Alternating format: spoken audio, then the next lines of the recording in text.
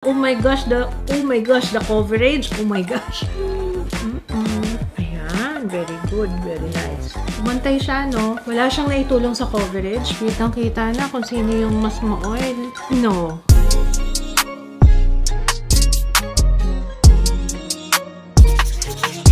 Hello, welcome back sa ating channel. Meron tayong iti-test. Okay, base products tayo for today's video. And pinadalhan ako ng Dazzle Me. We have the Acne Armor. Ito ay skin tint. And then we have a Flawless Flex Compact Powder. So may skin tint tayo dito. Isuswatch natin to lahat. And siguro gawin natin side by side para lahat na nitong products sa isang video. Dalawang collection ang nirelease kaagad eh. Ayan. Okay, ito naman yung isa. Better Than Filter. We have cushion. Nagdidiwang ang mga mahilig sa cushion. And we have Maxnificent Essence Cushion. And then we have Double Kill 2-Way Cake Powder. Naku guys, laking cake powder ako. High school. Cake powder talaga for the win. And Dazzle Me Fixed Loose Powder. Sige, unahin muna natin to.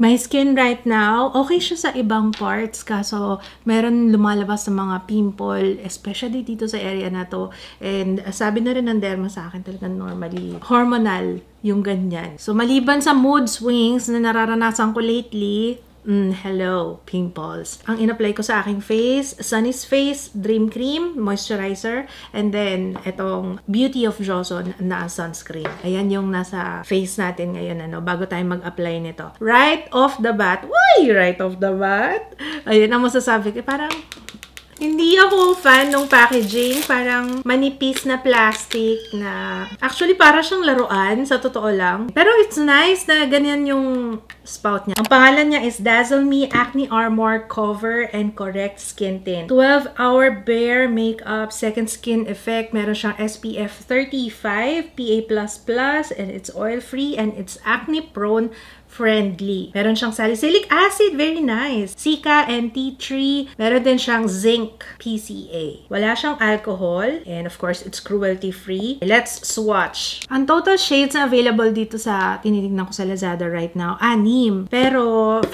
yung nasa akin ngayon. Ang wala lang ako is light ivory. Ito ang kailangan ng malalang coverage. So, i-reserve ko tong side na to para sa cushion. Let's start with W02, ito yung light bone. Hindi ito yung lightest ha, merong mas light pa dito. Ayan siya. Mukhang maganda ang coverage nito guys. Medyo thick. Next one is W04 and this is yellow beige. Maganda yung packaging ha. Nilait ko yung itsura pero maganda naman yung pinaka-spout niya, yung pinaka-dispenser dito. Very nice. Hindi siya yung kumakalat. May stopper. Ito si yellow beige. Masyado siyang warm. Masyado siyang dilaw, Nakikita nyo? Next one is C05. C is cool siguro. Ayan siya. Nakikita nyo medyo may pagka-pink ang undertone. That's cool. Medium pink. Next one is N06 or medium almond. Last one is W08. Warm cashew. So, ayan yung mga shades na meron ako nitong skin tint. Ang mura ng price niya. Right now, naka-sale. 264. Pero ang regular price is 558. Madalas sila mag-sale. Mura na yun. 264 pesos para sa 25 ml, guys. Mamaya na natin pilian. Baka kasi mag-oxidize pa siya. Dazzle Me Acne Armor Flawless Flex Compact Powder. Oil Control. And meron siyang Microfine Coverage. Acne-prone friendly na powder. In total, meron 3 shades. So, kompleto naman yung shades natin here. Regular price, 498 pesos. Pero right now, it's 234. Ay, ang ganda. Ito, yan siya. Ayan. Very teenager nga lang talaga yung color. Kasi green at saka pink. Pero, sige. Push. Nakikita niyo naman sa dibdib, diba? Sige, sa dibdib na lang tayo. So, ayan. C02, Pink Fair. N04, Natural Wheat. And then, last one is Whipped Cream. W07. Feeling ko ito ako. Natural Wheat, okay na sa akin. Pwede rin naman si Whipped Cream. Dai! Meron pala nito. Meron pa pala. Akala ko wala. Kulang ako ng shade. Okay. Idagdag natin yung lightest one. Kaya hindi ako fan ng mga ganun-ganon yung stuffing. Kaso nakakatulong din yan para hindi mabasag ang iyong products. Ayoko ng mga ganong shredded. Ang kalat niya kasi. Pero kung recycled yan, I know. No worries. Ito na, yung nawawalang shade. W01. Okay nga, sige nga sis. Kung kailangan niya ng screenshot, go. Okay, next guys, yung Dazzle Me Magnificent Essence Cushion. This is a long-wearing, high-coverage na cushion daw. Talaga? Ang mura niya, 359 pesos. In total, merong 6 na shades. So, I have everything para maswatch ko sa inyo. Ito yung itsura niya, guys. Meron siyang double lock technology. Sets to a breathable matte finish and forms a non-pore clogging film to lock base makeup up to 12 hours. Microfine powder conceals dark spots, blurs pores, and provides buildable to high coverage. Meron din siyang niacinamide. Star ingredient to fight appearance of dullness and boost overall radiance. And may 4 na actives. May vitamin E, camellia extract, resveratrol, and witch hazel water to nourish skin. Fair porcelain. N01, True Beige. Sobrang saturated niya o lumalabas na yung product dun sa cushion. N03, Wheat Beige. W04, French Beige. Next one is C02, Sun Beige. And then last one is, ito yung darkest, W06, Deep Espresso. So kung kailangan ng screenshot, nakita nyo, nag-oxidize sa akin to. Maganda sana siya nagdi-disappear sa aking skin. I-swatch naman natin itong, dami natin isa-swatch eh. Double Kill 2-Way Cake Powder. Flawless Matte Finish Flashback Proof. 12-hour long wear. Zero shine.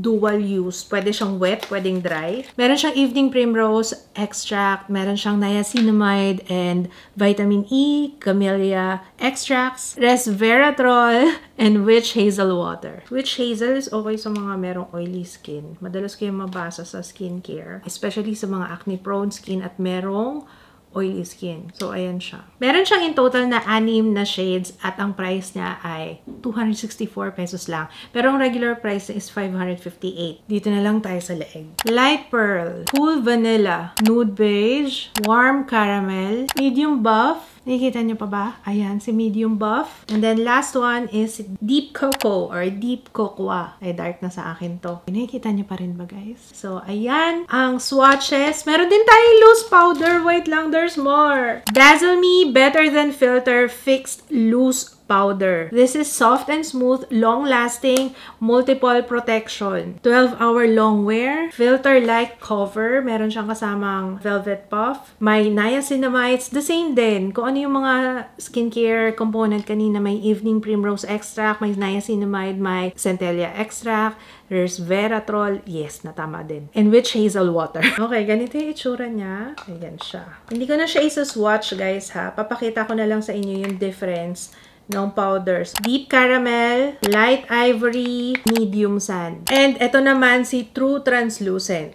So, 4 na shades in total. So, ganito ang atake natin dito, no? Sa kabilang side is skin tint and then on the other side is the cushion. Meron pala siyang kasamang clip. Ba't hindi ko gamitin? O, diba? Para mas madali ang buhay, sis. Ayan! O, diba? Very high school ang atake. Hindi, ko lang dyan. Parang late na. Diba? Nag-swatch na ako sa ako nilagay yung clip. Si Wheat Beige ang napili ko sa cushion. Sa skin tint, ang napili ko ay si masyadong yellow sa akin to. Si medium pink yung gagamitin ko. And then, sa powder, mamaya na. Okay, so nakapaghilamos na ako, guys. And let's apply medium pink. Nag-reapply din ako ng moisturizer and ng sunscreen, ha. So, yung skin tint, dito ko siya ilalagay sa kabilang side. Try muna natin ng fingertips. Yung ganda ng coverage niya, ha? For a skin tint. Let's try ibang applicator. Try natin gumamit ng flat na kabuki. Let's see. Ay, wow. See, sabi ko sa inyo, eh. Medium pink, akala ko dark siya, oh. Parang maputi pa nga, diba? Alam niyo ba, na pang-4 na shade ito. Lightest to darkest. Or is it? Nakaayos ba to according sa ano? Yes, guys. Pang-4 talaga to. Akala ko nga dark pa sa akin eh. So, that's 1 layer on my face. Nag-brighten yung aking skin. Oh, diba? Nag-brighten siya, oh. Very comfy. Right now, pag hinawakan ko, doon ko siya mafe-feel na parang merong lagkit ng konti. Pero, ayos lang yan kasi magsaset pa naman tayo with powder.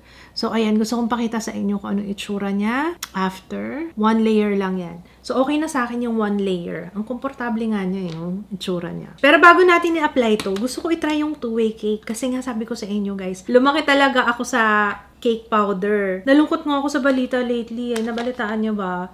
na nag-file na ng bankruptcy ang Avon. Laking Avon ako guys, mapabra. Kasi, diba, matipid kasi pag Avon eh. Bra, panty dati, tapos pati yung two-way cake. Yan talaga yung two-way cake. Yung cake foundation ng Avon. Ay, talaga, nakailan ako ng ganyan, guys. Favorite ko talaga yan. So, let's try this one. Kukuha ko ng pambasa. Basain natin yung ating sponge. Meron sila actually sponge dito. Ayan. Let's see kung ano magiging itsura pag wet. Try muna natin here. Ang napili kong shade is Warm Caramel. Uy, ang galing! Pwede! Pagka tinatamad ako, pag ayaw mo masyadong mag-blend, ayaw mo ng liquid, para lang din siyang powder. Ay, pag dry patches at saka pag may pimple. Yan din problema ko sa cake foundation dati. Pag may pimple ka, medyo nagbabalat yung paligid ng pimple, magsasettle doon yung powder. Kasi this is, powder talaga siya, pero binasa mo. So, kapag ka nag-dry siya sa face, nag-set siya sa face, babalik siya sa powder form. Pero okay sana, nakita niyo, natakpan yung melasma ko, But, hindi yan yung gagamitin natin. Tinry ko lang, so posible. Pwedeng siya lang. Uy, ayan parang naka-powder ka na rin. Mabilis kasi to. Kaya gusto-gusto ko yan dati nung nagsisimula pa lang ako mag-makeup. Talagang yan ang foundation. First, kauna-unahang foundation ko, cake foundation. Pero hindi siya ganun ka-long lasting, ha? Ayan, sinasabi ko na sa inyo. Maganda siya sa simula, pero hindi siya ganun ka-long lasting. Kasi ulitin ko, it's powder. Pag pinagpawisan ka, pag nag-oil up ka, nag-blot ka, tanggal yan. Kaya mas gusto kong gumagamit ng cream and yung liquid foundation kasi sila talaga yung nagsisettle. Yung, kumbaga, nagsiset talaga siya sa skin at pangmatagalan. Ito yung gagamitin ko, si Wheat Beige sa cushion. Hindi yata siya nakaayos according sa shade range. Nag-base lang ako dito sa Lazada. Oh my gosh, the coverage. Oh my gosh. Tap ko lang dito para matanggal yung excess kasi masyado marami yung nakuha natin. Sana pumantay siya dun sa kabila. Wish ko lang. Grabe. Alam niyo, grabe yung mga cushion ngayon. Grabe ang coverage. Hintayin natin mag-set. Pansin ko parang medyo matagal siya mag-set and the more na nag-blend akong ganyan, parang nag-move pa siya. So, let's just wait. Compare na natin, guys, ha. Ito yung cushion. Kitang-kita niyo yung coverage. Grabe, Yung mga major blemishes kagaya nito, ayan, kailangan pa natin ng concealer dyan. At saka ito, yung aking peklat. Medyo peeking through pa. Ito naman yung skin tint kung gusto nyo ng very natural lang. Yung nakikita pa rin yung skin. Ayan, second skin effect siya. True naman. Pero ito kung gusto nyo ng extra coverage. Pansin ko lang medyo matagal siyang mag-set ha. Give it 1.5 minuto. Nakikita nyo dito, ang dark pa nung ilalim ng aking eyes. Pero ayusin natin yan using a powder. Ang gagamitin kong shade sa compact powder dito sa side na to is yung whipped cream kasi medyo maputi ito para pumantay siya dito sa kabilang side, Let's apply. Ayan, very good, very nice. Pumantay siya, kahit pa paano, mapantay na siya sa kabila. Ito yung darkest shade dito sa compact. Ayan na yung na-apply yung powder. Okay na, Medyo pumantay na. Mamaya ko naayusin kasi medyo dark yun dito ko. Hindi ko alam kung sa lighting natin, Next one, dito sa kabila, ang gagamitin kong setting powder is si True Translucent kasi okay na sa akin yung shade na to. And usually naman talaga sa setting powder, translucent ang ginagamit ko madalas. Gamitin na rin natin yung puff na kasama niya. Let's apply. Wala siyang naitulong sa coverage, pero naging matte yung ating face lalo. Matte na siya kanina, pero mas nag-mattify. Actually, kung wala ka namang oily skin, okay na yung cushion, kahit hindi ka na maglagay ng powder. But, if you have oily skin, powder is a must. So, ayan na yung itsura ng ating face. I-wear test natin to pareho. Tapusin ko muna yung aking entire look and how will be that? Wow! Legit, tingnan nyo. Ito yung skin tint na side. And then, ito naman yung cushion. Actually, kailangan ko ng concealer. Okay, kunin ko si Tevian. This is my go-to talaga na concealer. Parang kulang Kulang talaga. Kailangan matakpan yan. Tingnan nyo, kahit nagbabalat yan, yung pimple ko. Ang ganda. Lahat ng ginamit ko on my face, nasa description box. Diba? Mas natakpan siya. Okay, we're good to go. Ano sa tingin nyo? Okay din sa akin to, yung skin tint. Sa ngayon ha, pero i-wear test natin to. Pero, diba? Ito namang kabila, okay din naman siya. Kung kailangan nyo na extra coverage, si cushion. Pero kung pang daily lang, okay yung skin tint.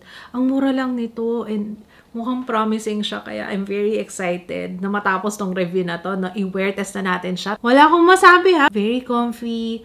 Okay siya so far. Blotting paper lang yung dadaling ko. Alis tayo. Okay, let's go. Okay, tingnan natin siya on natural lighting. Box. Yes! Ito yung side ng cushion. And ito yung side ng skin tint. At bago ko pa makalimutan, it is now 1:21 PM. And yes, si Emma Darcy yan. Tingnan naman natin siya with flash.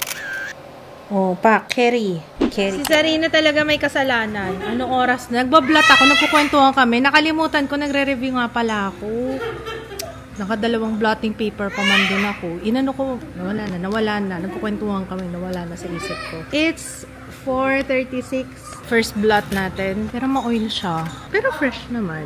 Pero ma-oily. Well, oily talaga yung aking skin. Sa kuya tayo nasa grocery. Jaya, am I oily? Shiny, anong masasabi mo sa foundation ko for today? Okay. Parang natural skin. Parang natural skin lang ba? You heard it from Jaya. Sige. Pero anong kinuha mo dito sa Dazzle Me? Meron na pong kumuha mga kaibigan. Nahingi na. O, pumili ka muna dyan, no? Magpa-final thoughts muna ako. It's now 9:40 mga kaibigan. And inipon ko ang oil sa aking face. Pinagpawisan din ako kanina, guys. Grabe. Busy day to day. Pero nairaos natin, at nairaos ng Dazzle Me. In fairness naman sa kanya. Pero parang mas oily tong side na to. Jaya, anong masasabi mo? Ito napapansin ko kanina pa, parang ang oily nitong side na to. Yung cushion side, guys, talagang grabe. Ito, okay lang eh. Na-feel ko na yan kanina. Sabi ko, parang maganda talaga yung oil control nun. Tuwing nananalamin ako, nag-vlog ako, tinitingnan ko yung sarili ko sa screen. Sabi ko, parang mas okay yung skin tint compare dito. Kasi ang oily ko na talaga. Gusto niyo makita. I-compare natin. Ay, try natin yung PC blotting paper. So, sakto pala dalawa nakalabas. Ano ba dapat? Actually, hindi ko alam. Ano ba talaga? Ito o ito? Ay, feeling ko itong kabila.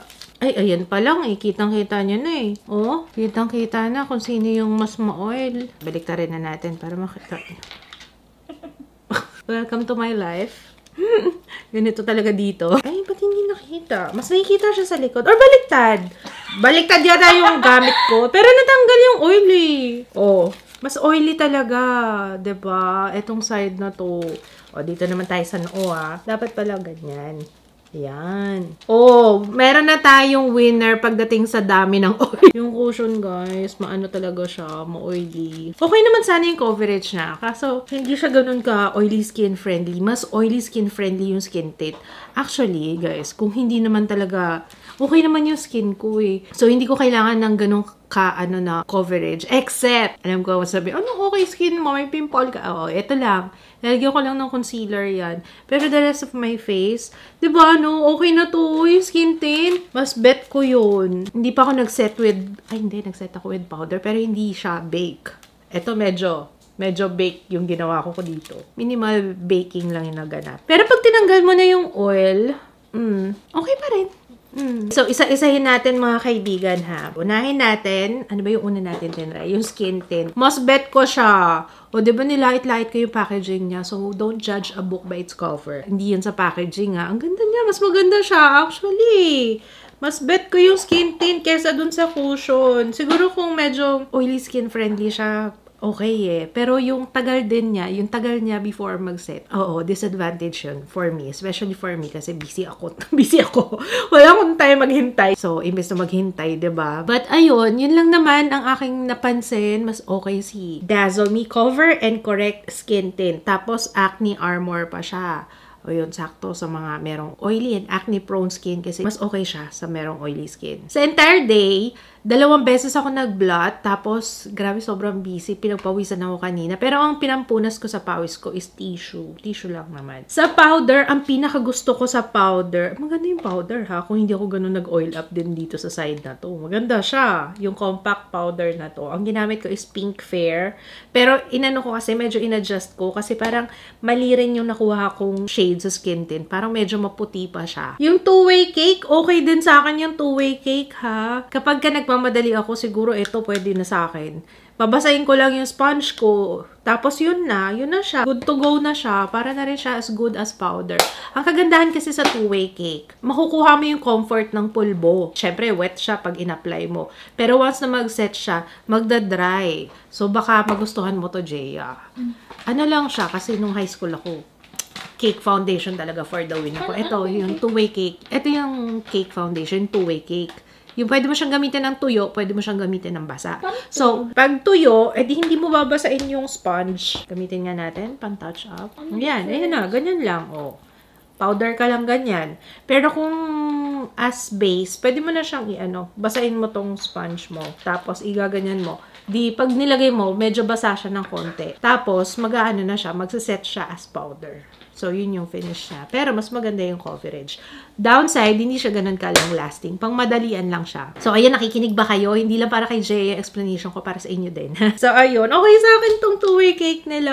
Parang, close enough nga actually dun sa, Avon. Loose powder, itatry ko pa rin to. Pero, sa different foundation, hindi ko siya magawan talaga ng first impression review kasi kailangan ko siya i-try dun sa usual na ginagamit ko na foundation. So, sumatotal ang pasado sa akin. Si Dazzle Me Cover and Correct Skin Tint. Etong si Dazzle Me Compact Powder. Dazzle Me Two-Way Cake. Ayan. Si cushion, no. Marami na ako ibang cushion dyan. So, hindi ko gusto yung cushion kasi nga very oily siya sa akin. Pero, siguro, more baking lang. Yun lang yung ko. Kasi okay naman yung coverage na. Yun ang aking final thoughts dito sa tinry on natin today. Uy, okay din pala siya sa flash photo, Ikaw, anong nagustuhan mo? Cushion ka, no? Cushion. Oh, si Jaya. Alam niyo? Tatry ko pa yun. Tatry mo pa? Oh, sige, sige. Na-sales stock ba kita doon sa Two-Way Cake Foundation? Oh. Maganda yung Two-Way Cake Foundation nila, in fairness. Kung gusto nyo mag-share ng inyong thoughts, kung na-try nyo na tong mga to, feel free to comment down below. At kung meron kayong request, ayan, comment down below din. Thank you so much for watching. Sana nakatulong tong video na to. At kung, don't forget to thumbs up. Kung hindi ka pa nakasubscribe, make sure to subscribe and turn on the notification bell para updated ka every time na meron tayong bagong upload. So, ayun lang. Thank you so much for watching. Bye!